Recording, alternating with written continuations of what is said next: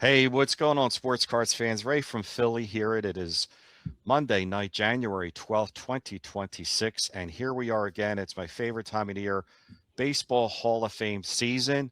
Last month, I did a roundtable discussion with a few YouTubers on here, and we talked about the Contemporary Veterans Committee Hall of Fame ballot. Well, this month, we're going over the 2026 BBWAA ballot. And this is going to be voted in by the writers this year. And I'm going to be joined by the same guys as we had last month. I'm really excited to add them on. We have Brent, Brutus on baseball, Chris from Missouri, Dan's Vintage Baseball PC, and Graig-Midlife Sports Cards. How you guys doing tonight? Great. Well, I'm really excited. Last month, the ballot came out from last month for the Contemporary, and Mr. Jeff Kent was the lone soldier getting in here. But this year, this month we're going over the writers. This is a little bit different than the Contemporary. These guys will get 10 years on the ballot if they can keep above 5% during that time. And yeah, so let's get right to it. I mean, right off the bat, let me first add the ballot here. This is this year's ballot, and as everyone can see, we have Bobby Abreu, Carlos Beltran, Ryan Braun, Mark Burley, Shin-Soo Choo, Edwin Encarnacion, Gio Gonzalez, Alex Gordon, Cole Hamels, Felix Hernandez, Torrey Hunter, Andrew Jones, Matt Kemp, Howie Kendrick, Nick Markakis, Daniel Murphy, Dustin Pedroia, Hunter Pence, Andy Pettit, Rick Porcello, Manny Ramirez, Alex Rodriguez, Francisco Rodriguez, Jimmy Rollins, Chase Utley, Omar Vizquel, and David Wright. So as of this morning, guys, the last time I looked, everyone uses Ryan Thibodeau's ballot tracker, which is phenomenal. This guy's been doing this for quite some time now, and I thoroughly enjoy looking at this pretty much only 10 times a day, maybe 15, give or take a few.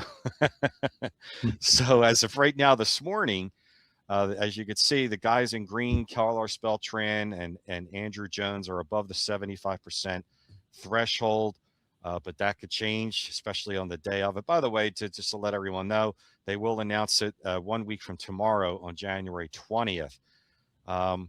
So, yeah, I mean, we're going to get right into it. We're going to go around and everyone's going to discuss their picks and why they picked those players. And we're starting off with Graig, Mr. Midlife Sports Cards. Here is your picks. Well, first of all, I don't even feel like I'm in the same class as the rest of these guys. I'm just here for the good looks, I think, and maybe Yes. some charm in there too. Absolutely. So they know way more than me. But Ray, as always, I appreciate you including me. This is fun. It's a fun group of guys, and so I'm happy to hang out and share some thoughts. The hard thing for me with this is three of these guys, at least three of these guys, have significant, what do they call it? The character clause questions. I know a lot of people aren't big on Omar Vizquel, but he had almost 3,000 hits, and he won a Gold Glove every year and was as good as you can be as a defensive shortstop. But then there's certain things that have come out about character stuff, and I wasn't even I guess I had forgotten about it. I was talking to somebody about this earlier, and I was like, yeah, Omar Vizquel, and they're except for he's a terrible person, and I was like, wait, what happened? And so I don't know if I forgot or blocked it out, but We talked so about this last year, Greg. I know. I short-term memory. So I mean, first of all, everyone would agree that Alex Rodriguez. Well, okay, we could go to Omar. So yeah, I mean, to me, a lot of people don't think he's a Hall of Famer, even if he didn't have character issues. I'm a big defensive guy. I value defense more than I think most people do, which is a part of the reason I'm big on Andrew Jones. But Omar Vizquel, great defensively. Now, the part of my issue with the character clause is if the character clause, it feels like it only goes in one direction. It can hurt you, but it can't help you. Like Dale Murphy's this great guy, but he keeps not getting in. And it's like, well, if the character clause is the character clause like a one-way street. So if somebody said, you know what, you're wrong, Omar Vizquel is too bad of a person, I'm not going to argue. So what I basically did is I picked the 6 guys that I felt on the field, what I saw them do makes me think they're Hall of Fame worthy. But if we want to bring the character clause in, then I think it probably wipes 3 of these guys out, at least 3 of these guys out. So that's kind of my take on Omar Vizquel. I mean, the guy had almost 3,000 hits, Gold Glover every single year, you know, just year after year after year, flashing the glove. A team in the middle of the country who many of those years was kind of overlooked. I that's my take. But again, I'm happy to remove him because of character issues. Right. In fact, when I sent the list, I couldn't even remember who I sent you. I was pretty sure I had it right, so I'm right. But I knew I put him. But so there's that with Omar. I don't want to go into too much depth on it each, but yeah, you can go back to the front. I did it out of order. I'm screwing you up. That's I'm okay. sorry, Ray. You did a great job, and then I'm going from the bottom up. That's all right, quite all right. Andrew Jones. Andrew Jones, well over 400 home runs, was a staple in center field for a perennial winner team. You know, Gold Gloves, again, as good defensively. Came up, what was he, like 18 when he hit that first like World Series home run or something, 18, 19, something like that. And he was just like a staple of that team that was built on pitching, but he was a huge part of the offense and the defense. And so to me, the easiest pick is Andrew Jones. He's actually the easiest pick for me. He's the only one that I have like no qualms about. Yes, Andrew Jones is a yes for me. All the other ones I go, it's a little bit of a difficulty. So that's where I'm at on Andrew Jones. He's at 100% yes. Utley, I like Utley, and I was heavy into baseball, fantasy baseball for years. And Chase Utley was like the number 1 overall pick for year after year after year because there were no second basemen who put up numbers, and he'd hit home runs, he'd have RBIs, he'd have average, he'd have stolen bases, like everything about the guy. And then again, I'm going on Ray from Philly's show, so I gotta show a little bit of love. You know, I know he had like a nasty slide late in his career, and some people were upset about that. But then there's also some stories. I don't know if anybody's seen the video where his managers like talking about a person that he kind of took under his wing and stuff. So I think that he's a tough one, but given his position and what he did for about an 8-year stretch in a row, he's like, for me, he's a like last guy in. He's just over the line for me. It's like if I'm weighing it yes or no, it's barely a yes. And so I went with a yes for Chase Utley. The guy he's just a stud. And it's hard to draw the line between clear-cut Hall of Famer and Hall of Very Good. Right. And right now I'm saying he's in for me. A-Rod, I mean, very few people hate A-Rod as much as Yankee fans hate A-Rod. I mean, I in a sad way, I feel sorry for A-Rod because I think he's so insecure. He ruined himself because of his insecurities. But I mean, he was it His was numbers him. are incredible. His numbers are insane. He made almost 700 home runs. But again, if somebody says, no, dude, character clause, he's got to be out. Like, I'm not going to argue that. Right. But to say that he wasn't one of the best players, if not the best player for like 10 years is tough. So and then the other part of it is like, I could kind of go along with the Hall of Fame. And I know this argument always makes Chris from Missouri go nuts, and he's just sitting there quietly. But as soon as they started putting in guys that obviously took PEDs, then how do we not put in a guy like A-Rod? I mean, like, I know he's kind of a crummy dude, but I don't know. I just think that for me, the 6 picks that I went with were guys on the field. So I went A-Rod. Manny. I mean, Manny is sort of like a poor man's A-Rod. Look at Chris. Except he's more kind of goofy and yeah. I mean, the guy could hit. The guy RBIs were insane. Home runs were insane. The guy was an absolute hitting machine, and he was a goober out in left field. Yeah. But if you just go based on what he did on the field offensively for 15 years, he was insane. So again, the problem with A-Rod and Manny is they both tested positive after the testing went into place. Right. So that, Twice. Manny was twice. I know. Yeah. So again, I have no problem with someone saying, Greg, you're crazy. You can't have Manny on. He violated the rules, tested positive for the rules. Like, I understand. But again, there are people in the Hall of Fame that also tested positive. So what are we doing? Right. I could easily be talked out of the 3 guys with the character issues. And it's funny because I didn't put Beltran, and I almost put Beltran, and I'm kind of feeling hypocritical now that I put in those 3 guys, but then I didn't put in Beltran because of some of Beltran's issues. So I probably should have put Beltran or none of them.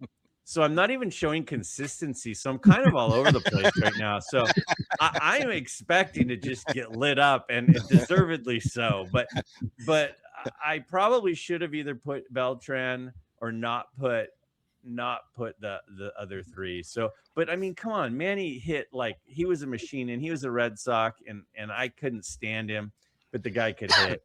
Did I go through everyone, or do I have one more minefield to walk through? No, I'm looking at Ryan's tracker, and I didn't realize this is Manny's 10th year on the ballot.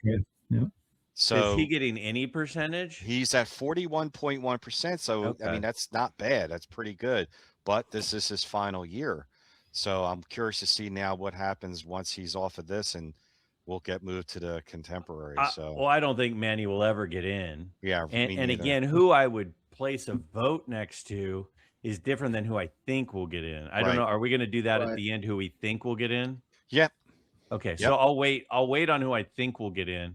Fair enough. But lacking consistency. Oh, you have one more player. Sorry. Oh yeah, Felix Hernandez.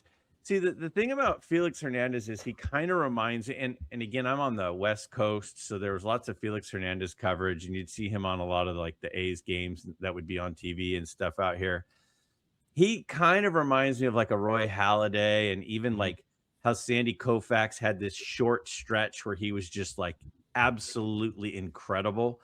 And that's how Felix Hernandez was, is there was a stretch where he was like unhittable. I mean, like unhittable. He had 2,500 Ks. You put the stats up and everything.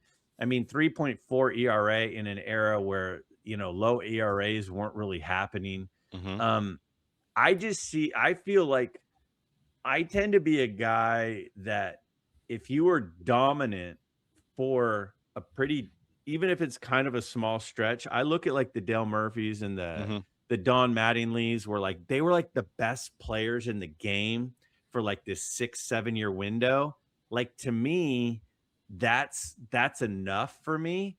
And that's kind of how I see Felix Hernandez. Is he was like as dominant a pitcher for this like 6-7 year window as like there was for a while. And he was also playing on a team that at times was not very good up there. And he was still, you know, having low ERAs, and he was still like, you know, a dominant pitcher. And so he's one I could be kind of talked out of, but it felt like when he was pitching, I was like, well, of course this guy's a Hall of Famer. This guy's incredible, you know, but he just didn't do it for as long. So like his win totals are low. And part of the reason his win totals are low is because a number of those years his team was terrible. Right. So, and he does have 2 ERA titles.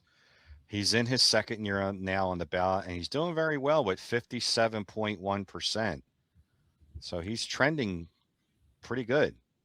yeah, I mean, I could easily, if I'm being honest, and I'm not trying to backpedal too much, but I could easily have said Andrew Jones, period. But that's kind of boring, you know, and we gotta make it kind of dramatic. So Right. That's kind of where I'm at. Okay. Yeah, I mean, he's doing pretty good. I mean, he's at the start, in my opinion, where pitchers' win totals have changed. You know, 300 wins is out. So this is what we could be saying, you know, in the future, is this kind of win total. But and you did Vizquel. So now we're up to Brent. Thanks, Greg. Appreciate it. Now we're up to Brent's picks. Brent, here's your 4 players. You have Manny Ramirez, A-Rod, Chase Utley, Carlos Beltran. So first up. And that is it. Yeah. And that is it. So Beltran, your thoughts on the Beltran? Yeah, I'll say first, you know, you mentioned earlier that you checked this tracker like 10, 15 times a day. I must say that this year is probably the least that I've checked it, because it's not that interesting what's going on. There's not a lot of questions. And this was probably one of the most unsatisfying ballots to fill out. You know, I obviously don't have a ballot, but I picked Manny and A-Rod and Beltran, and those are 3 of my 4 guys. And it's like Greg was saying, it's just kind of tough to put a check mark next to these guys. But I decided a while ago, you know, I totally agree with Greg that the character clause, if it doesn't work one way, why does it only work the other way? Yep. And really, the character clause was rarely used or referenced at all until, you know, the last 20 years or so. So I really think this is something that people started using because they had so many issues with the PED era. And I decided a long time ago that, you know, baseball has already made the decision for us. If somebody has failed 3 tests, they are suspended, they are not eligible. That's the bottom line. And anybody else is eligible. And if they had the career, then I would vote for them. So that's kind of what I go off of. And so I don't really have an issue putting check marks next to all the guys from Bonds to Clemens to, you know, Piazza to these guys on these right now. So that's kind of my thinking. Beltran had a great career. He made a bad, you know, couple season long number of decisions in that last season, and kind of ruined his reputation. But he had a wonderful career and was just a very well-rounded player, did almost everything quite well. And to me is an easy choice for what he did on the field. And, you know, baseball did its thing. They levied some suspensions and whatever they did for the Astros cheating scandal. And it is what it is. And he's, you know, able to be hired in baseball and able to be eligible for this ballot. And to me, he had a playing career for it. So that's what I go off of. This is his 4th year, and he's leading right now at 89%. Yeah. Just as an FYI. So next up, you have Manny Ramirez. And let me say one more thing about Beltran too. You know, if he was the only person or the only team in baseball stealing signs and doing that whole thing, I would have something different to say. But we all know half the teams in the league were doing something. They were just easily the stupidest about it. So yeah. But moving on. Manny, there's not a whole lot else to say about Manny. You know, Greg hit the nail on the head. Great hitter. I enjoy Manny's personality in some ways because he really doesn't care what anybody thinks about him. And he just goes about his business and hits the ball and just doesn't really care. And I would say, you know, he failed 3 tests, I'm pretty sure. And it was kind of a retire or you're going to get this failed tests and be suspended for life, and he just chose retirement. So, like, he was just going to keep on doing what Manny does, and if that's taking the same old substances that he always took, that's what he's going to do. But he played in that era when everybody was taken. We don't know. He's still eligible. To me, I'm going to put a check mark by his name. It comes down to that. And just like Greg said, if somebody wants to argue against him, that's your prerogative, but that's how I'm going to do my votes. So, okay. A-Rod, same thing. You know, reiterating again what Greg said, best year in baseball for who knows how many years in a row. Just one of the best players of that generation, hands down. Biggest, you know, I guess smallest personality. You know, like he just was such a weak human being. It felt like he had very little self-confidence, but on the field, he was just a phenomenal player, a great skill set. And, you know, no matter how many stupid mistakes he made, he did what he did on the field. And those numbers, just like Bonds and Clemens, they don't lie. So if he's still eligible to me, I'm going to vote for him. I think when it comes to A-Rod, and I looked for some research on him in the past few days, and he admitted to doing it before it became a rule. Like it became a rule, I think, in 2005. He said he admitted doing it from 01 to 03 with the Texas Rangers. So if it was just that, in my opinion, I would be fine with it because it wasn't a rule yet, and he admitted to doing it. There was no testing. The problem with A-Rod is that after it became a rule in 05, he fails the test not once but twice after that, which I was like, dude, you know, like I applaud you for admitting it. I give you a pass because it wasn't a rule. And you admitted to doing it from 01 to 03, but then after it becomes a rule, like he says it happened in 09, and then again from 10 to 12 or something like that. I was just blown away. I was like, you really didn't need to have to do that. These numbers are just off the hook, man. These are legendary numbers. I mean, 3,115 hits, 117 WARs, just 3 MVPs, almost 700 homers. It's just incredible numbers. But yeah, you're right. It's just tough to figure out. Yeah, it's just weak character in my opinion. Yeah. Did you see his documentary? Anybody see his documentary? Yeah. I didn't come off too great on that either. No, he didn't. It was just, I think Craig hit it right on the nose. He just came off very insecure. Like, you know, but here's your next player, Mr. Utley.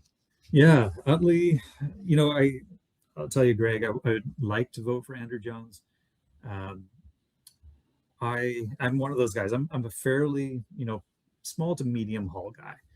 And having a peak doesn't quite do it for me.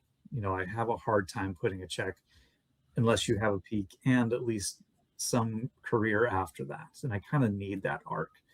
And so it's hard for me to put that check mark by Andrew Jones, even though I know he was a great defensive player for 10 years in a row. I think he won the Gold Glove and he's just phenomenal, but he trailed off so quickly that I have a hard time with that. And Chase is the one guy that he is so borderline for me. I could go either way, but because he had a great peak and he had some longevity, I felt like I could put a check mark by his name and be able to live with that. But I think when I sent you my list, Ray, I told you it depends on what day of the week you ask me. Like, I go back and forth with Chase. I go back and forth with Andrew Jones sometimes. And there's a couple of the guys that I'd love to vote for. Like I grew up in the Seattle area. Felix is like one of my guys that I loved watching. And for the same reason as Andrew Jones, I just couldn't quite do it. Like he's done by 31, 32, and I just couldn't quite put that check mark by his name. I understand. Yeah. But Chase, that's why I could. I felt like he had the peak and a little bit of the longevity that put him a little bit over the top for me. Right. I think what's helped him out is the past couple of years that the writers have been looking a lot more at the sabermetrics, and if you compare him sabermetric wise to the all-time greats, he's right up there. But I said for the past couple of years, Jeff Kent has to get in first before Utley, and he got elected last month. So, but to me, there's still two other, like me and Chris were talking earlier. There's two other second basemen that are kind of being overlooked right now that we can talk about at the end. But yeah, I mean, I totally understand the philosophy on Chase, but I think that's your last pick there. Yep, It is, yeah. Mr. Dan the Man. Your Well, 4 Carlos picks are. So Carlos Beltran is not A-Rod when it comes to like character clause. He had the one scandal. It was his final season when he wasn't even a regular player. But if you look at his numbers, he's very clearly and very objectively a Hall of Famer. He's got a 70 WAR, 435 home runs, 2,700 hits. He was a terrific center fielder, 9-time All-Star, I think. Mm-hmm. Yeah, you got that in there. You're 9-time All-Star. I mean, that's objectively a Hall of Famer. And I think the penalty that he paid for the sign stealing scandal with Houston was that it took him, what, is he on the ballot for the 4th time now? This is his 4th year. Yeah. Yeah. He without that, he gets in 2nd ballot, maybe 1st. At worst, even. Yeah. So I mean, it seems at this point, time has come, and I think the writers kind of agree. Isn't he also? Forgive me if I'm wrong. Isn't he 2nd all-time switch hitter with homers, or 3rd? I think it's Mantle, maybe Murray, and Chipper Jones and Beltran. Chipper Jones, yeah, he might be 3rd or 4th. I'm not sure what Chipper's home run total was. Right. Regardless, it's Murray's definitely ahead. Way up there. And speak of Jones, you have Mr. Jones right here. Yeah, so I don't know. I think last year I didn't vote for him. But I mean, I looked it over, and I tell you, Ray, you gave us this ballot. I mean, you didn't give us this ballot. The ballot came from MLB. But when I got the ballot, and you said try to pick as close to 10 as you can. I know. I laughed. I laughed. I went through guys, Hunter Pence, Nick Markakis. I was looking at guys. I'm like, man, they're not even close. No. Good players, all-stars, but just not. I mean, Daniel Murphy was a hometown guy for me. I mean, I wanted to vote for Torrey Hunter, but I just couldn't get there. And I figured Jones, look, he's got the fielding. His defensive WAR is like 24 or something, some crazy number. I think he has enough to get in the 400 home runs, the Gold Gloves, the 62 WAR. He did have, I agree that he didn't have as long of a peak as he might have, but he's got 10 years as a legitimate Hall of Fame caliber player. So I kind of have to put him in. Right. So, yeah. Yes. I voted for Jimmy Reynolds last year also. I mean, the WAR is a little low, but I mean, this guy was a leader, a winner. Played shortstop. His defensive WAR is very strong. It's like 18 or something. 3-time All-Star surprises me. I thought he would have been more. And of course he has the MVP. So I feel like for a shortstop who was a winner, and as much as I didn't like him at the time, I have to respect his career. So I really feel like Jimmy Rollins should be a Hall of Famer. I don't know where he's getting numbers wise. Is he in like the 40s? Right now, J. Roll is in his 5th year. He's at 23.9%. Really? Wow. Last year he finished at 18. He's at 24 right now. He's slightly up. Yeah. So he's going to go. Yeah, he'll probably be a veterans committee or later on. Yeah. And then Pettit is my 4th and final pick. 60 WAR should be good enough. 256 wins, 19 postseason wins. Yes, the ERA is a little high. The Ks are good. The ERA is a little high because he pitched in an era when guys were hitting, 60 home runs a year. Yeah. It's for the era. It's not a terrible ERA. I mean, if you look at Burley, I think you might be voting for Burley, Ray. You did last year. His ERA is even higher, I think. Yeah. But Pettit was a winner. He has how many rings? 4 rings. Pitched. 5. If you look at his 5, if you look at his stats, his postseason stats, it's like it just goes on and on and on. 19 wins in the postseason. He actually had a ALCS MVP in 2001. I don't know. I just feel like he's as pictures go, it's a Hall of Famer to me. And I think the numbers back it up. 60 WAR should be enough. His controversy, or whatever you want to call it, was that in 2007 he admitted to taking it earlier in the 2000s because of an injury. But then after that, when they officially became a rule, he never tested positive. So I have way more leeway here with Pettit than anyone else. So, and his numbers are great. And I think that's it. I think I only put 4 guys on. Yep. And I did 1, 2, 3, 4, 5, 6, 7 guys. My picks are Chris. Chris is after me. saving the right one for the last. Yeah, I'm holding everything in right now. He's like a lion in a cage, Dan. I have to wait to the end. So I did Beltran and Jones, but shocker, I have Bobby Abreu, Mark Burley, another Philly, Jimmy Rollins, another Philly, Chase Utley, and Andy Pettit. So no, I didn't do all 4 Phillies. I didn't have Hamels on here. I did have Hamels and Felix Hernandez on here because to me, I don't know if I did a comparison, and I'm pretty sure Hamels' numbers are better than Felix Hernandez's numbers. So if you're going to vote for Hernandez, you have to vote, in my opinion, for Hamels. But I looked at both of them, and I didn't think that they were really like legit Hall of Famers to me.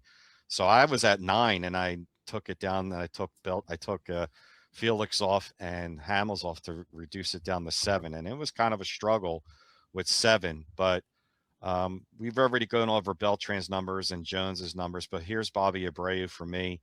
2-time All-Star, Gold Glove winner, 60 WAR, 2,470 career hits, 288 home runs, 291 career batting average, 1,363 RBIs, and 400 right on the button stolen bases. The thing with me is, and I should have brought up this stat too, is I think it was I don't know if it was Jaws or Ward now for right fielders in the Hall of Fame in the top 20. There's 18 of the 20 greatest right fielders of all time are in the Hall of Fame, and the only 2 that aren't was Bobby Abreu and Dwight Evans, who some say Dwight Evans should also be in the Hall of Fame. So, and I think Abreu was ranked like 15th in the top 20 all time for right fielder. So I see that a lot of the writers are going a lot more towards the sabermetrics thing here. When I saw that kind of put me a little bit over the edge there, over the top, to say, you know what? Yeah, I'll get my vote, not because he's a Philly, but when I seen top 15 all time right fielder and only 2 in the top 20 are not in the Hall of Fame, I was like, wow, it was not that hard to choose. Again, I have Mark Burley in there, 59 WAR, 214 wins. ERA is a little high, 3.81, 1870 strikeouts, and a 5-time All-Star. The guy was a workhorse, and for a team that, they had the 1 year they won the World Series in 2005, but he was an ace, and he didn't have a short stint of like 5 or 6 years. This guy was really, really good for a good 10, 12-year stretch. So I was a big fan of Mark Burley. J-Roll I have in there as well. All-time hits leader for the franchise, passing Mike Schmidt. I compare his numbers to Barry Larkin, and he's ahead of Larkin in every category but average, and one other category, but he's got more home runs, more stolen bases, more RBIs, and and I have nothing against Barry Larkin. He absolutely deserves to be in, but with their neck and neck between Larkin and they both have an MVP, that's my comparable comparison for J-Roll is Barry Larkin. And of course I have Utley and Pettit. So I agree with Dan on Andy Pettit. So, those are my 7 players. Chris's pick, Mr. Missouri. So before you laugh at my pick, let me get some things. Sure. Let me get some things. Greg, you want to cover up, Greg? No. I mean, I can't change his mind because I will say my mind has already been changed on one player, so I will share that at the end. Don't say who. Don't say who. But you know, if Manny Ramirez is going to get in, there's a handful of guys that need to go in for him, right? And it's the guys that got caught once, or or on a list, that kind of stuff. But as far as steroid guys go, he's up there. But there's 4 or 5 guys need to go in before him. Alex Rodriguez, those stats are incredible. They really are.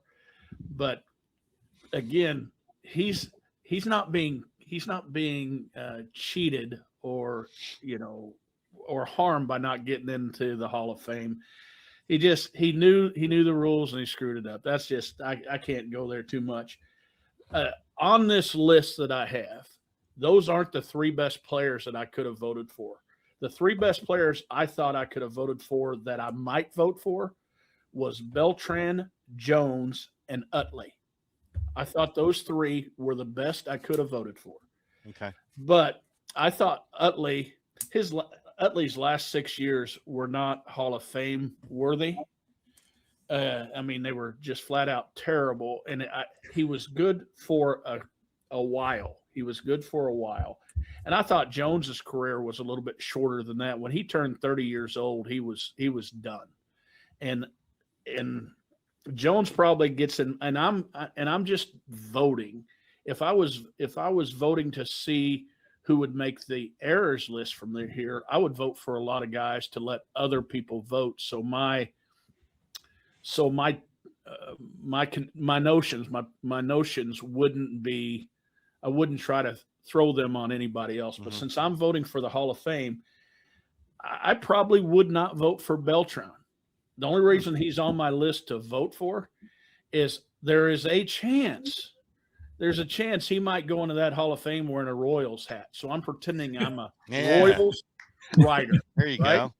And he, we've been, I believe we're pretty good, but we only have one Hall of Fame guy wearing a hat. And so that's why I would have voted for him. Andrew Jones, for some slight reason, I think of him, I still have him in my mind probably involved with steroids. And that's terrible to think that I'm using the word probably. He was talked about in one report, but he's not really, he's not up there. But Beltran, to me, I would rather know what pitch is coming than have all these juice in my body with muscles, right? You tell me a fastball is coming, I'm going to hit that fastball. I'm going to sit on that fastball. Depending on the count, you tell me a slider's coming, I'm going to let that thing go, right? If I don't, I'm not going to overswing on it. So really, I got Hunter on my list because he had a long, healthy career.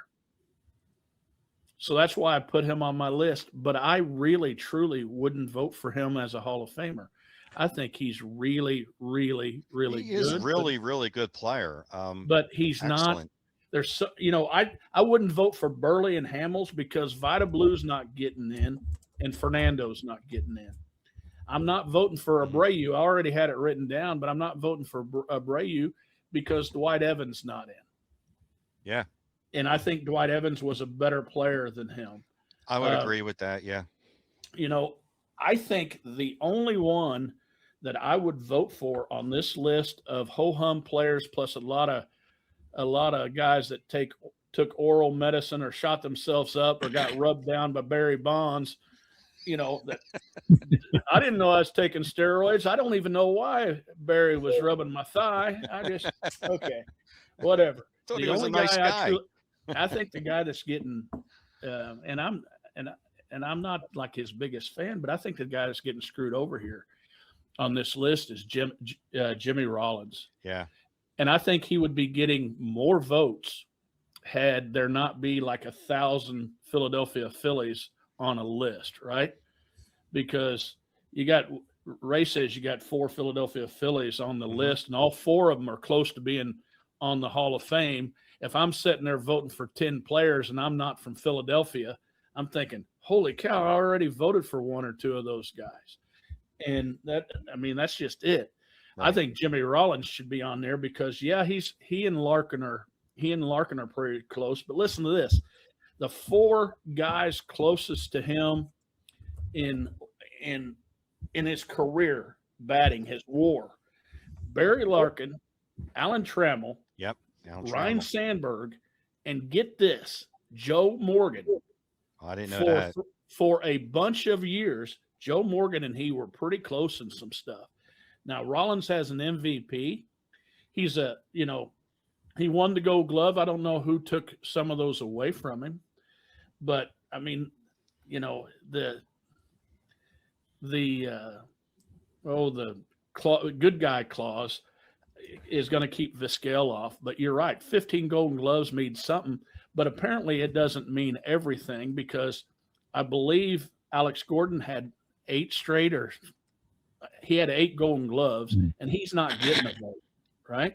Right. And so I don't know how important that kind of stuff is, but to me, the guy that's getting screwed over is Jimmy Rollins, and he might be the only player I would vote for just because what I think about Beltran and what I think about Abreu, Burley, and Hamels. And I just wanted to give Torrey Hunter a shout out because who he's closest to that's in the Hall of Fame is guys like Tony Perez and Dave Parker, and which are both great Hall of Famers, but I don't know. Torrey might be, on my top 20 of very good players. I think Hunter is getting disrespected a lot too. He's below the 5. He was below the 5 last year, and then at the last second got into the 5%. But 9 Gold Gloves, 353 home runs is pretty good. It's pretty darn good. Yeah, but again, I just choosing 10 guys off this list. It's tough, really tough. Wow. Yeah. If this was old time and you had a dance card, I wouldn't fill out my dance card on it. I would be I'd be standing up with the nerds. Sitting out this dance. I'd be standing up with the nerds up against the wall saying, hey, that Jimmy Rollins is pretty cute. All right. Well, let's go back to the beginning of the list here, and we'll go around the horn and think who we actually think, not who we would vote for, but who we actually think is going to go in. Now, everyone out there, the BBWAA, the voters that are voting on this can vote up to 10. I told the guys, you don't have to vote for up to 10 this year. This year is really tough. I struggled getting to 7. And as you saw, Chris selected 3. So it's tough. Selected 3, but I tried to call you back and say, man, take one of those off the list. Take one, it would have been 2. And if you took those 2 off, I'd have been like, okay, well, you could still come on and talk about it. But let's go with Chris. So, all right, Chris, who do you think is going to get voted in?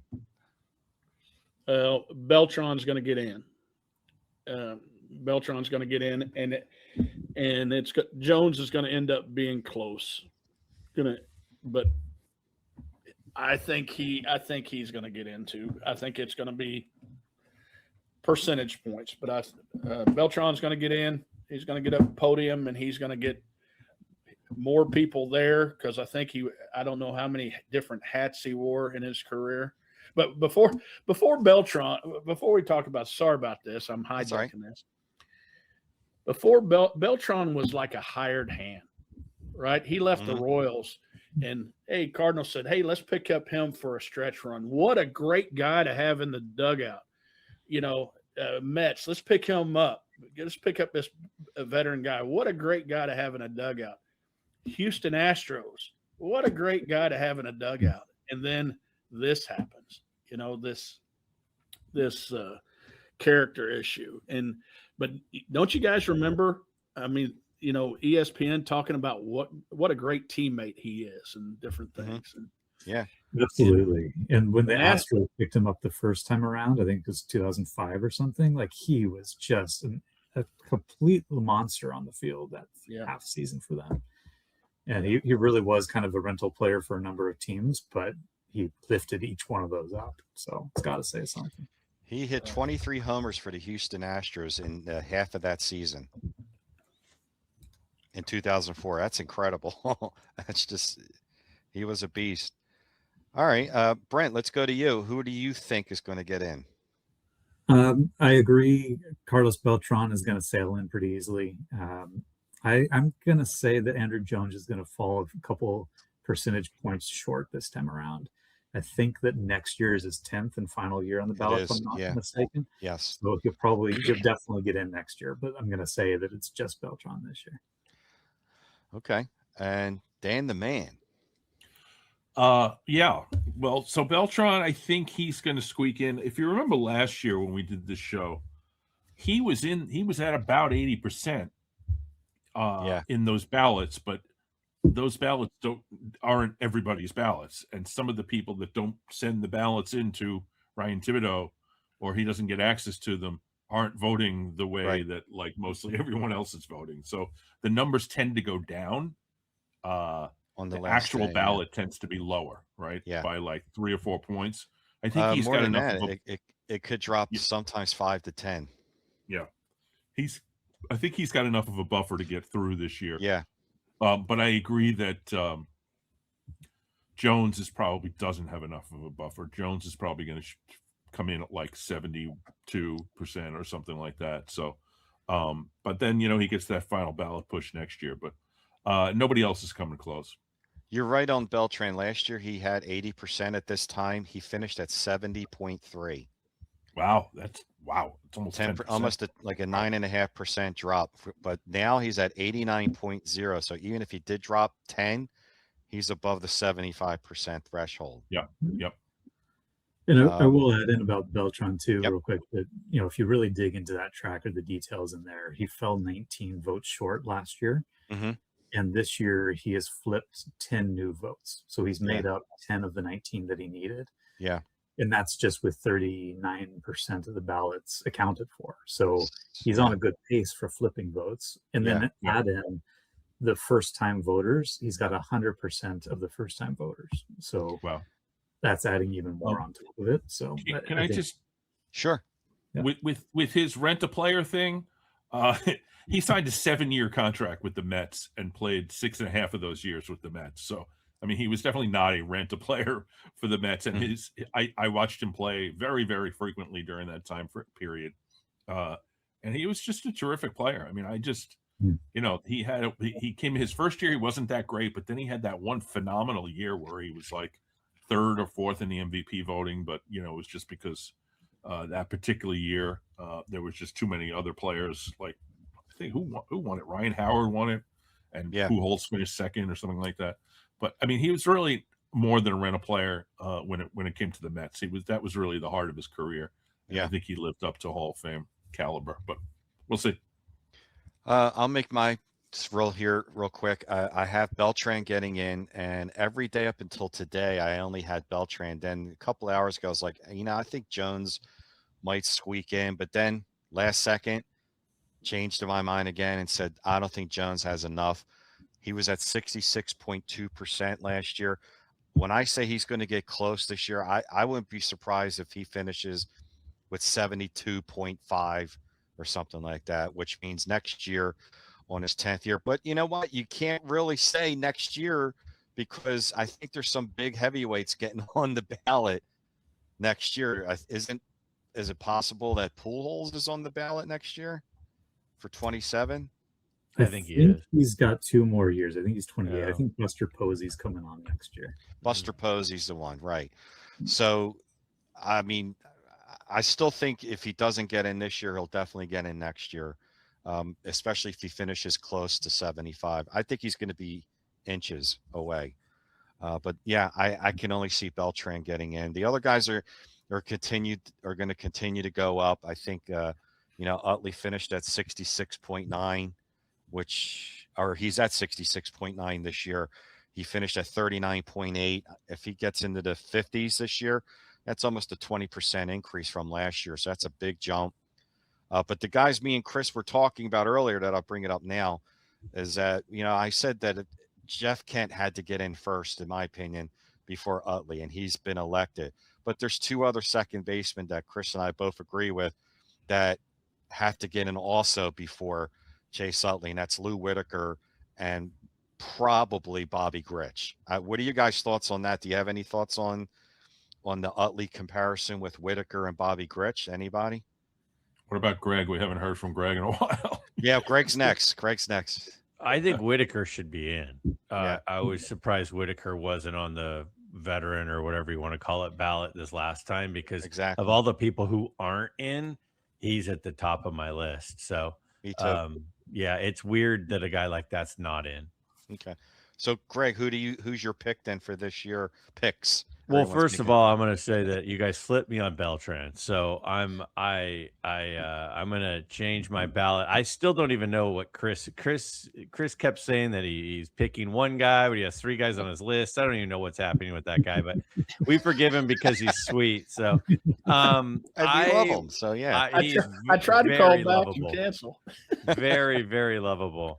I think Beltran gets in, and you know what? I actually think Andrew Jones gets in too. I think two of them get in. Really close, yeah. After listening to Brent just call things out so perfectly on Kent, I feel like whatever he says, I should just bow to his greatness at this point. True. I mean, guy looked like a genius. So but I think that Andrew Jones is going to get in. I think Beltran gets in. Okay. Let me, Greg, let me try to change your mind real quick on Andrew. Okay. just digging in a little bit here. So the same thing I said about Beltran. Andrew Jones was 35 votes short last year, and he's made up 11. So he's only flipped 11 that he needs out of the 35. Okay. And he's not getting 100% with the new voters. So, right, so I say that he flips about 25 of the 35 votes that he needs, and that's why I'm tracking a little bit short. But yeah, so he's going to be above 70, probably around the 71. But I'll be happy for you, Greg, if he gets in. I will be celebrating for you. I did look it up, Ray, that next year it's just Buster Posey and then John Lester and then a bunch of guys like it's just so Posey. I think if Andrew Jones if he could pick a 10th year, that would be the year he would be. Yeah, I agree, Dan. I think that next year is going to be Andrew Jones's year, if not this year for sure. But yeah, right now we could just leave it on as open forum, open discussion. You know, whatever you guys want to chat about on this ballot. I mean, some of the names that are on here that we didn't discuss. Dustin Pedroia. What do you guys think of Pedroia? I mean, he's at 26% right now, second year. I'm not saying for this year, but I'm saying down the road. Do you think Pedroia could be like, he could pass Jimmy Rollins in another year or two. I mean, he's at 26%, and poor J-Roll is at 23.9, and he's in his fifth year. You think Pedroia is getting any love? I think he is. I can't stand Pedroia. I know he was good. I will. Here's your Dustin Pedroia fact of the day, though. Dustin Pedroia's high school baseball coach was my daughter Molly's high school golf coach. So, man. Yeah. So you have 2 degrees of separation from Pedroia. Dan, I say Molly's in the hall in 3 years. There you go. I'm down with that. I know Dan wanted to talk about Shin Soo Choo. No, I wanted to talk about Edwin Encarnacion. Guess what? Years ago, I thought he was going to be on the trajectory for it, but his career ended a little abrupt. Yeah, I thought he had a shot at 500 homers. Yeah. He 424 career home runs, and with the Yankees, the Yankees picked him up in 2019. He was like, hitting 30, 35 every year, and then he hit 13 for the Yankees, and then the next year he was gone. Played for Chicago for half a season, then he was gone. If he actually had stuck around like 3 more years, he would have gotten 500 home runs. I mean, his WAR's a little low; it's like 35, but you give him he's got 42 home runs twice, and all-star teams and playoffs and all that kind of stuff. I looked at his numbers and I'm like, wow, if he hadn't fallen off, if he hadn't just like fallen off a cliff, he would have been potentially close. Yeah, we've had Yeah. a number of guys like that Yeah. keep on tracking toward a big milestone number and then they fall off and people are wringing their hands like, is this guy really a Hall of Famer? I remember Adam Dunn Yeah. was another one of those guys a couple years Yeah. ago. Yeah. Well, he would Yeah. bat like 205 with Yeah. 45 home runs in the smallest ballpark on earth. But the other first year guys in there, I mean, we mentioned Cole Hamels. He's in his first year, 31.9%. History has shown, though, on this ballot that if it's your first year and you finish above 30%, that's a really good trajectory to get in. But he's at 31.9 now. That will probably drop somewhere in the low 20s, mid 20s, but still, you know, let's do, if you guys are into it, let's do a quick comparison between Cole Hamels and we were talking about Felix Hernandez a little while ago, just so I could show you guys what I was talking about. I was a little surprised. I thought Felix had, a much more dominating career than Cole, but not so much. So here it comes right now. Yep, here we go. So so you guys, I don't know if you guys can see it.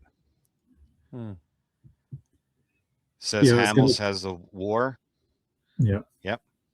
Yeah, I was going to say, Ray, like, no offense to Philly fans out there, but I did not see that coming for Hamels to have such a high percentage. Me neither. I mean, to me, of the four Phillies guys on there, the one that should have the best shot is Jimmy Rollins, and he's fourth of these four Philly guys. I mean, he's dead last of the four. It's Utley is way ahead of him. Abreu's 38%, and Hamels. I mean, no disrespect to those three guys, but I really think J-Roll should be much, much higher than that. But this comparison here with Hamels and Felix, that's why I said, Felix is doing really well on the ballot right now, and deservedly so. He was a great pitcher, but this comparison was telling to me, I was a little shocked. Now I thought, well, maybe Hamels had a lot more years. No, it's the same. So 59 WAR, or, 163 to 169. So Felix has 6 more wins. The ERA, look at the ERA, 3.42 to 3.43. Yeah.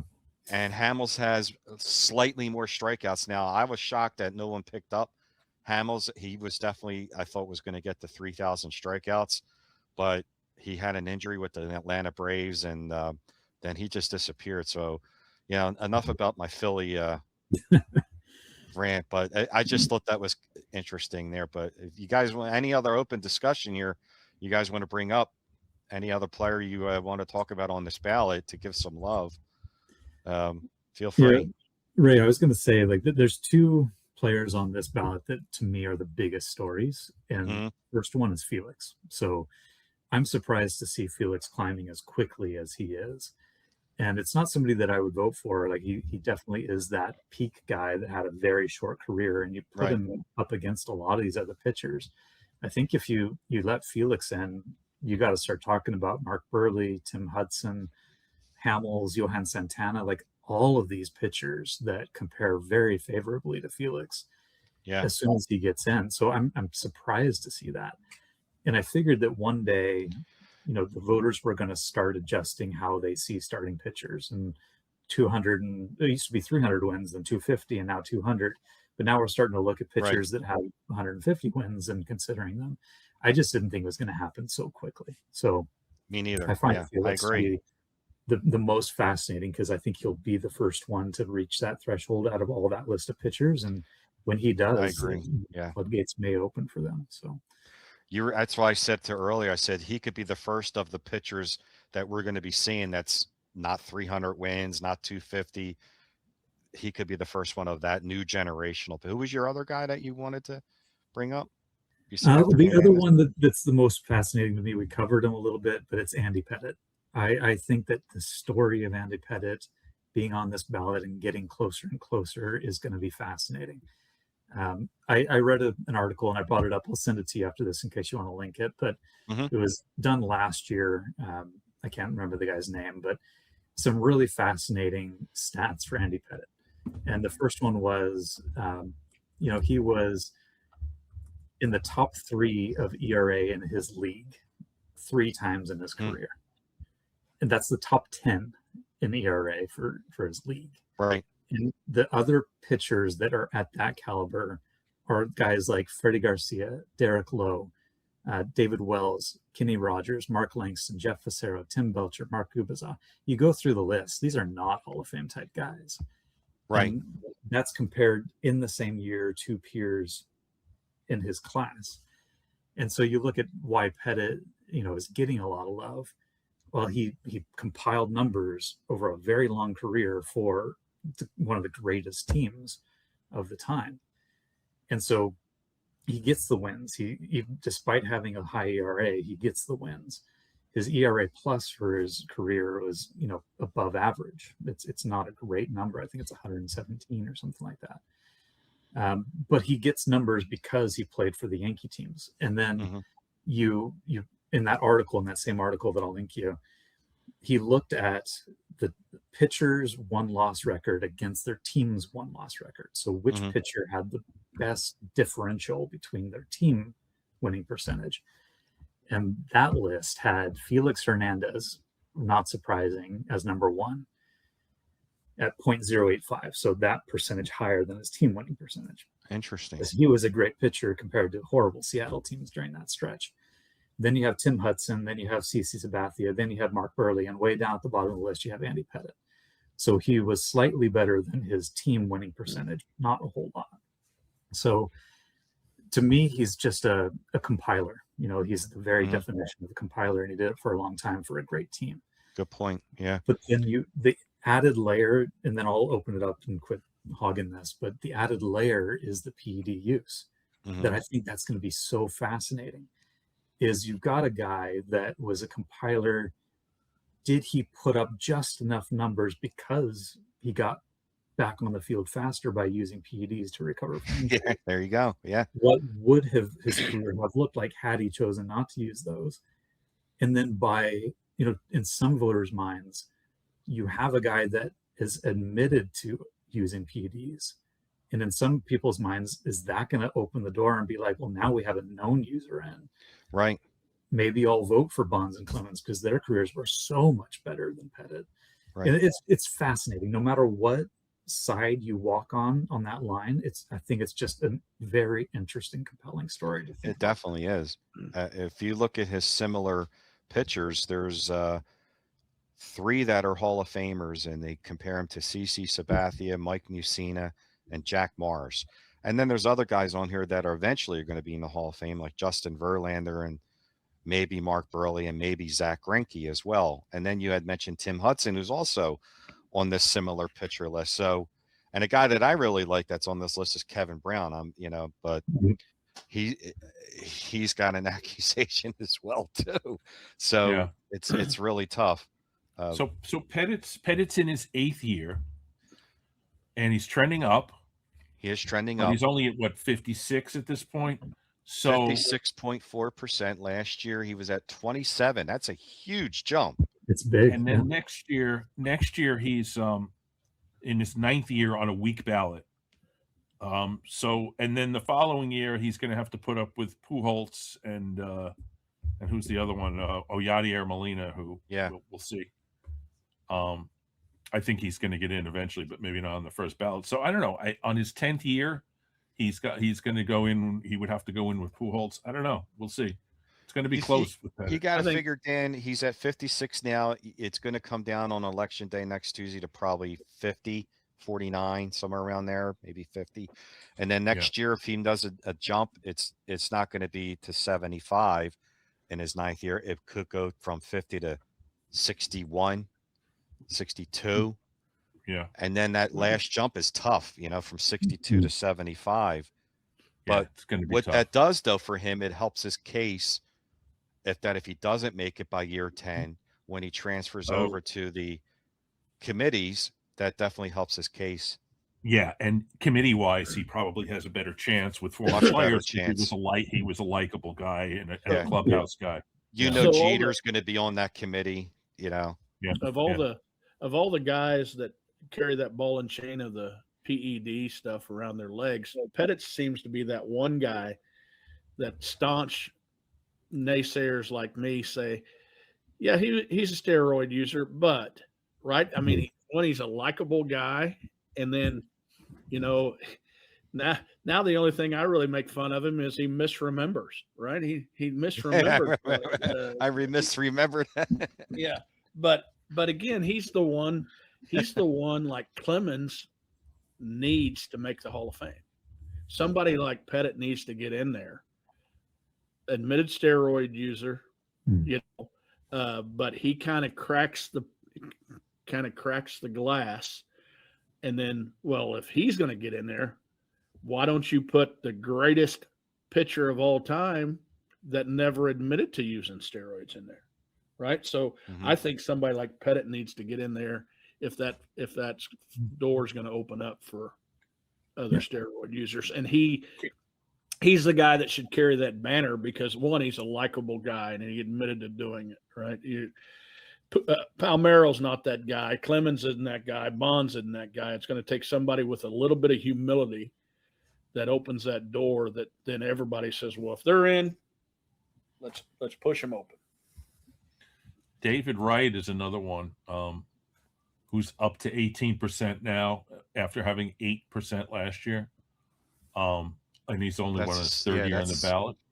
Yeah, that's significant. What about Frankie Rodriguez? He's on his fourth year. Yeah. You know, he's way up there in all-time saves. He's 437, 6-time All-Star, 2-time Roll Aids relief.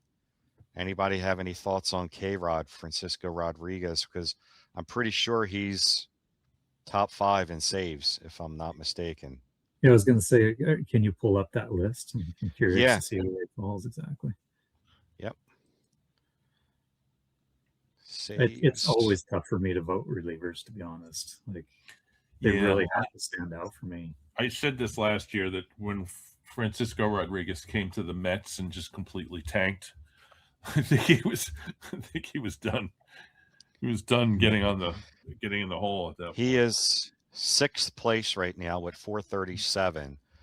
It's Mariano, of course, Trevor Hoffman, Lee Smith is third, Kenley Jansen, current player, Craig Kimbrell, and then Frankie Rodriguez at 437. But there's guys below him, you know, that are in, such as Billy Wagner and Dennis Eckersley and Lee Smith. Let's see who else. Yeah, Bruce Sutter, Raleigh Fingers.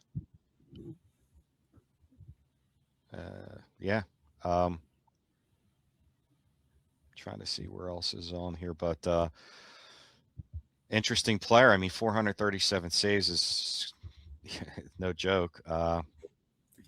It's really not. It's interesting how little he's talked about when it comes to these ballots. And his 12% is like, and he's in his 4th year. Last year he was at 10. He might go lower this year. Go see lower. who they compare him to. He's compared to Billy Wagner, Trevor Hoffman, Lee Smith. You know, I don't know. I just don't think the closers are really getting that much love right now. I thought he would be getting a little bit more attention than 12%. But, you know, we'll see. If there's anyone else on here on the list that people want to talk about? Dan, you talked about David Wright. I mean, we could bring him up real quick.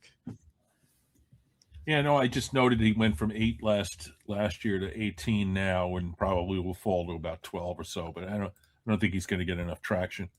3rd year on the ballot. 7-time All-Star.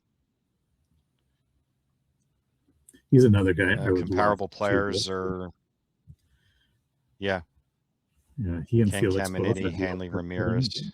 They need to put a statue of him in front of the ballpark, but he's not getting in the Baseball Hall of Fame. Yep. Yeah. Make a statue. It's going to be tough, even with the catch that he got. Put it up there. First-year guy Rick Porcello. No.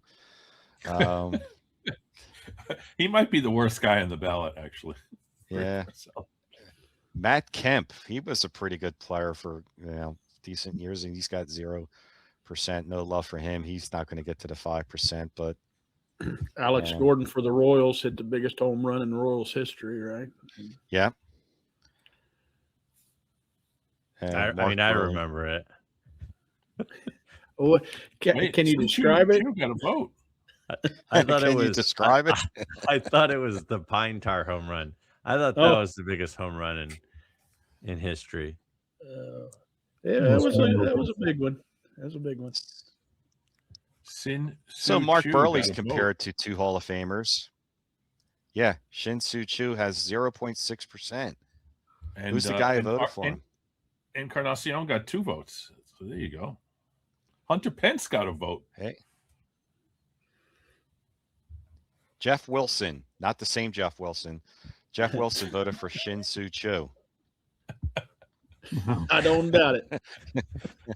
But maybe it is the same Jeff Wilson. I don't, Is it? maybe he invested in a lot of Shin-Soo Choo rookies. I don't know.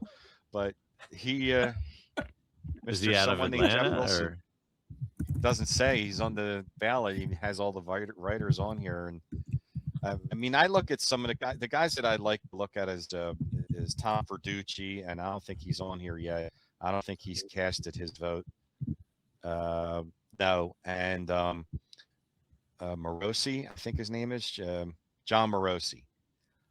Yeah, can we just talk about? I think it's Shaughnessy. Is that the guy's name? The Boston guy? Boston, yeah, Boston. yeah, absolutely. Dan Shaughnessy voted. Had his entire ballot. He had 1 vote, and it was for Dustin Pedroia. That was his 1 vote. That guy should not have a Hall of Fame ballot. They should just take it away from him. He's been Dan Shaughnessy's been on so many like he was on Ken Burns' stuff. He's The been guy on that didn't ESPN. vote for the guy that didn't vote for Ichiro should have his ballot taken away too. Yeah. He missed by 1, right? I think Unanimous so, by 1. Yep. Let's bring up the ballot real quick, and then I'll let you guys go. Remember, here. Babe Ruth wasn't unanimous.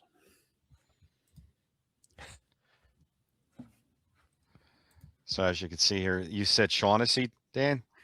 Yeah, he's number 167. 1 vote. Oh my God! Yeah, here he is, Dustin Pedroia.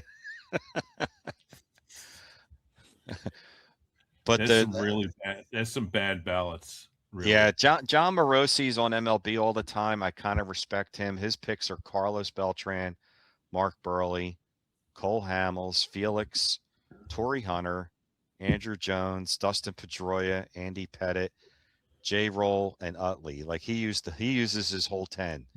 Yeah. He was on the network. Those are legitimate votes. Those are legitimate votes. Yeah. I saw something with Tim Kirchin, and he tries to fill out his ballot so he's not the one keeping somebody from being in the Hall of Fame. Mm-hmm. He's trying to put somebody in the Hall of Fame who he wants to put, not to try to keep somebody out. He doesn't want to use, he's not going to vote against somebody that doesn't play on his favorite team. And I like that. He's not on here yet, so he hasn't casted his vote. I'm trying to see if there's any other recognizable names that we might know. I thought the ballots were due on New Year's Eve. Well, they just haven't been released yet. He hasn't given it. Yeah, he hasn't given it over. Yeah. And he also said that he doesn't want to give it out early because he doesn't want other writers to look at his, so he would influence other other writers. Yeah. Oh, that's what I did with my YouTube Sports Card Hall of Fame voting last year. I got it out on the first day because I wanted to influence people. Yeah, some of these guys I'm not familiar with. Some and no, just John Morosi. I'm waiting for Verducci. I really respect Tom Verducci a lot. So we shall see. But anybody else have any last comments or last thing? The only thing I want to circle back to is as Brent was talking about Hamels and he was talking about Felix Hernandez and stuff. I was looking at the win-loss records of the Mariners during the Felix Hernandez time there. And, I mean, those teams were terrible. I mean, just terrible. They never had 90 wins in his entire career. Wow. And they had more than 90 losses many times. And he still, was able to have a pretty decent numbers. So whereas Hamels played on a few pretty good teams. True. Yeah. So I don't know. It's sort of like, I think it kind of is sort of like the Paul Skeens thing. I mean, Skeens was 10-10 this year and was obviously the deserving NL Cy Young. Now, obviously his ERA was, under 2, but when you're pitching up in Seattle and you're just losing every night, and you still find a way to have a low ERA and a lot of strikeouts and hold teams down, like that's got to be a grind. Yeah, but he carried that team for a long time. Yeah, I agree with that, Greg. But since we're on Ray's channel, there was like 16 Phillies on this ballot, and he voted for, I don't know, he voted 15. For 15 of them. Yeah, and they won one World Series out of all that talent. Yeah, didn't Hunter Pence play for the Phillies? I'm sure he did. Yes, he did. Yeah. Oh yeah. When Chris said there's 16 Phillies on here, there's 16 Phillies on. No, I'm only kidding. But it's back to Greg. Yeah, it's like when we're saying about Felix getting 169 wins with a bad team, and then we turn around and we see Andy Pettitte have 256 wins with a Bronx Bombers team that's really, he could have gave up 4 or 5 runs in one night and still get the win.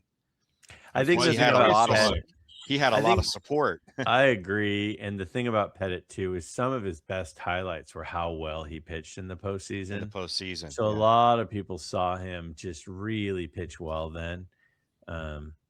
So that's where everybody used to get to see you, was in the postseason. That's when everybody watched, and so it skewed that way a little bit. But I totally agree, and it makes somebody like Steve Carlton. They bring up that season with the Phillies when he won 27 games, and he won almost half the team's games. Yep. Well, you can't do that anymore. They don't keep you in long enough to do that anymore. But Felix, it's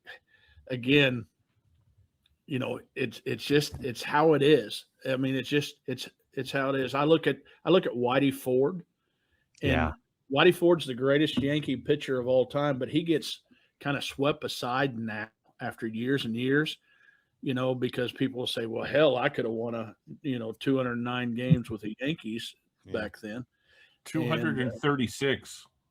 Well, I could have won 209, man. Get it straight. But Whitey Ford, if you know the history of Whitey Ford, I'm not going to go on a tangent, but Casey pitched him like every 6th day, every 12th day, every 4th day. It depended. He put him up against the number 1 starter on every team that they played. So Whitey Ford pitched against the best competition every time out. Yeah. So what he said, he was ready to pitch. What I'm saying, people kind of wipe that aside. They just say, they wipe it aside because he was on a great team and anybody could have, but Whitey was great. But Felix also didn't have the luxury of that. He had to be I don't know who followed him up second. Yeah. The year that they got rid of Stengel and Ralph Houck became the manager, Whitey Ford told Ralph Houck, I want to pitch when I want to pitch, and then he won 25 games. Yeah. So he could have won. He probably could have went closer to 300 if Casey pitched him more. Easy. Not saying this just because of our host, but Robin Roberts played on some really bad teams. Yeah, he did. And late in his career, he did. Late in his career, they were good. But for most of his career, they were some pretty bad teams. Yeah, they were. He still had almost 300 wins. Imagine if he played on the Yankees during that time, during the 50s and the early 60s. I mean, he would have had 350 wins. Right. No, great pitcher. But he had like 7 years there. He was a star. Oh man, he was great. It's like the Phillies had another pitcher in the 60s named Jim Bunning that every year was winning 17 games, and the Phillies sucked after 64. On that year of the collapse, they were terrible, and he's still winning 17 games with Bobby Wine and Wes Covington. I mean, the team was just they had Dick Allen, Hall of Famer, but they were not a good team, and Jim Bunning should have easily got 250, 260 wins. But I mean, that's why we could bring back the Felix Hernandez. And that's why I think he's going to be that first pitcher to get into the Hall of Fame of this new wave of pitchers that's going to get in the Hall of Fame. That's not the 300 wins. You know, it's going to be the 150, 170 wins, like a Jacob deGrom, who doesn't even have 100 wins right now, but didn't he win the Cy Young with like 10 wins one year with the Mets, and who was a terrible team? So you're going to start to see, I think, a trend that he's probably going to lead it off. So Greinke won a Cy Young with the Royals, and you know, I think he went like 10 and 15. I mean, wow. It's terrible. No, I don't know. I'm just he had a terrible record. Right. The point is that you're going to. I think we're going to start to see a trend, and I think Felix is going to be the one to start it. Not that that's a bad thing, because he was a great pitcher and deserves it. So, but the numbers I'm saying are going to be different from here on out. I would say every one of you guys got it wrong tonight except me, but somebody did pick Kent.